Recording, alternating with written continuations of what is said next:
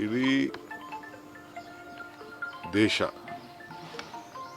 ವ್ಯಕ್ತಿಗಳಕ್ಕಿಂತ ಪಕ್ಷಿಗಳಕ್ಕಿಂತ ದೇಶ ದೊಡ್ಡದು ಅನ್ನೋದು ನಾವೆಲ್ಲ ಅಭಿಪ್ರಾಯಪಟ್ಟು ನಮ್ಮದು ಒಂದು ಒಮ್ಮತದ ತೀರ್ಮಾನ ವ್ಯಕ್ತಪಡಿಸಿದ್ದೇವೆ. ಪ್ರಧಾನಮಂತ್ರಿಗಳಿಗೆ ಭಾಳ ಗೌರವದಿಂದ ನೀವು ಏನು ತೀರ್ಮಾನ ತೆಗೆದುಕೊಂಡು ನಾವು ಬದ್ಧವಾಗಿದ್ದೇವೆ ಅಂತ ಹೇಳಿದ್ದೇವೆ.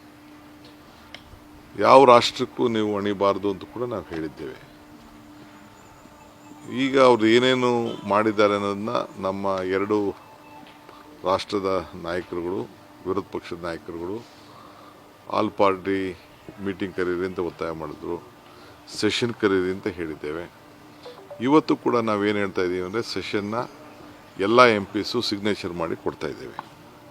ನೀವು ಸೈನ್ ಮಾಡಿ ನಮಗೆ ಪಾರ್ಲಿಮೆಂಟ್ ಕೊಟ್ಟು ಪಾರ್ಲಿಮೆಂಟಲ್ಲಿ ಎಕ್ಸ್ಪ್ಲೈನ್ ಮಾಡಿ ಅಂತ.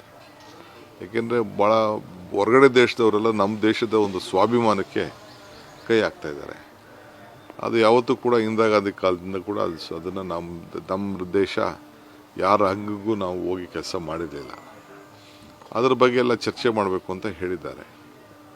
ಸೊ ಈಗಿರೋಂಥ ಸಂದರ್ಭದಲ್ಲಿ ನಾವು ಪಾರ್ಲಿಮೆಂಟಲ್ಲಿ ಚರ್ಚೆ ಮಾಡಬೇಕು ಅಂತ ಕೇಳೋದು ನಮ್ಮ ಹಕ್ಕು. ಅದು ಕೇಳ್ತಾ ಇದ್ದೀವಿ.